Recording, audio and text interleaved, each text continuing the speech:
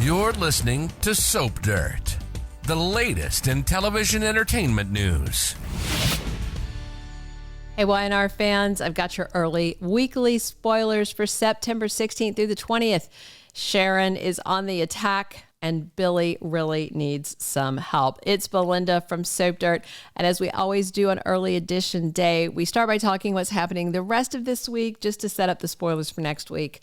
With that in mind, let's get a jump on what's happening Wednesday, September 11th. So Mariah feels really skeevy about spying on her mom, but Nick insists that it's very important that they confirm whether or not Sharon really is on her medication. She keeps saying she is, but her behavior indicates that she's not, or that there's something wrong. So Mariah heads over to the Newman Ranch and starts snooping around, but Sharon walks in on her. So Mariah has to lie to cover, and it works, but probably only because Sharon is so hepped up and angry about Phyllis and Heather and Lucy, whom she calls a brat. She declines an invitation to go to lunch with Mariah and says she needs to take a nap. While she's napping, crazy Cameron Kirsten shows up as a hallucination, promising her she's going to get closure. She's very happy to see him. She's not even trying to get him to go away anymore. And then she has this dream where Nick is kissing her and talking about going upstairs to make love, and then grown-up Cassie, aka Camryn Grimes, playing her alter ego, and she walks in talking about how great her life is. And then Nick and Cassie and Sharon are talking about Daniel dying in that car crash and how glad they are that Cassie didn't wind up going to the party. Basically, a complete redo of the tragedy of the past, an undoing of it. And so Sharon wakes up and tells Camryn about it, and he says Daniel ruined everything for her. Meanwhile, Phyllis is talking to Nick and telling him that Sharon is completely unhinged and got really aggressive with Daniel and Heather and Lucy. Phyllis says that he needs to check her into Fairview for a mental health timeout, and tells Nick if he doesn't do something, she will, and then she flounces off. Back at the apartment, Daniel busts his daughter, Lucy. She has turned her phone into airplane mode, so he can't track her, which is kind of bizarre because you can't really do much in airplane mode, and we know kids that age always are doing something on their phone. Daniel leaves, and Lucy calls Faith and asks her to come over to the apartment. Faith doesn't want to come, but under intense pressure, she finally caves and stops by. So Lucy asks Faith to get Sharon to back off of things so that the two of them can spend time together. But Faith is saying, no, my mom has this right, and you're the one that needs to take a step back. Faith is being very nice to her, but does recommend therapy because Lucy keeps drinking and lying and just can't deal with rejection. And Lucy is upset and tells her to go. So Faith then goes to meet her dad, Nick, and talks him through how that conversation went. They also talk about Sharon. Mariah joins them and says, nope, there is no medication in the house or in mom's purse other than some ibuprofen. Nick thinks this whole situation with Sharon has turned dire. It's very urgent. They need to act soon. Phyllis gets together with Summer and rants some more about Sharon and Lucy. And Phyllis talks about just how bad Sharon gets when she's in a bipolar spiral. She's digging up the ancient history of her swapping Summer's paternity test. Daniel stops by and joins them and tells Phyllis, leave Sharon alone. And Sharon is, not a problem for Daniel. Daniel is seeing this all through the haze of grief and guilt over, the role he played in Cassie's death. But Phyllis isn't going to back down. She says Daniel is wrong. Summer tells her mom, get a job. You need something to fill your time with. And then Summer tells her that Billy fired Lily and then Chance quit on him at Abbott Chancellor. And Phyllis looks very intrigued. Then on Thursday, September 12th, Jack makes a promise to Diane and they're talking in the park. And I'm certain that he's going to do whatever it takes to get Kyle away from Victor and back in their lives. Meanwhile, Victor finds out that Audra is going rogue.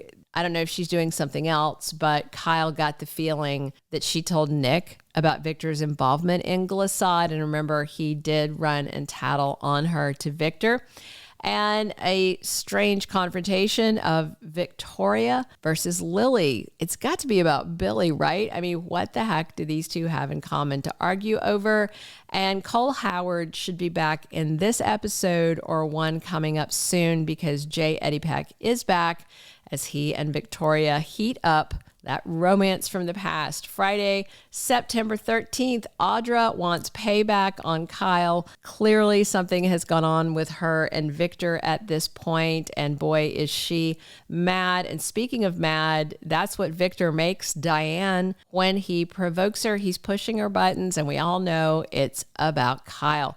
Meanwhile, Phyllis, I'm saying Philly, I'm already smush naming Phyllis and Billy. You know, that's their smush name. I never forget it. Phyllis goes to see Billy and has a proposition for him. She knows that Chance abandoned him and he cut Lily loose, and that means he's alone at the top. And yeah, she may want a job with him. That takes us to the action coming September 16th through the 20th. Victor is going to double down with Kyle. He is not just financing Glissade with him at the top, running it, with or without Audra at this point.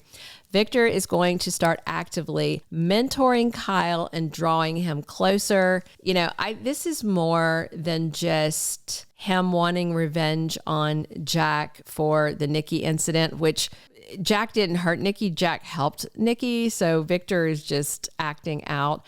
I really think this is more down to how close Jack and Adam were at one point, and honestly, how they still are. I think that just chafes the mustache. And Diane is going to be so upset as Victor continues to rub Kyle in their faces. Billy is going to carefully consider how badly he needs help at Abbott Chancellor. I mean, he knows that Phyllis has some really good skills. She knows about running businesses, but bringing her in sounds a little crazy. However, he may do it, but I don't think Jill is going to like it when she finds out. And I'm guessing if he does hire her, Lily is definitely going to make sure Jill finds out. Audra may be in trouble. She may be gone from Glissade before these 2 weeks are over. Kyle wants her out of the way, and he is definitely going to lean on Victor to make it happen. Clock is ticking down on Jill's return to Genoa City to fight off Victor's plan to take Abbott Chancellor from her. Kyle and Claire dating gets onto Summers' jealousy radar soon. She is not going to like this. Expect more bad behavior. It sounds to me like Summer and Phyllis are both gearing up to just get into some shenanigans. Meanwhile, Adam is full on blaming Billy while still pursuing Sally's forgiveness, but he is going to get rebuffed at every turn.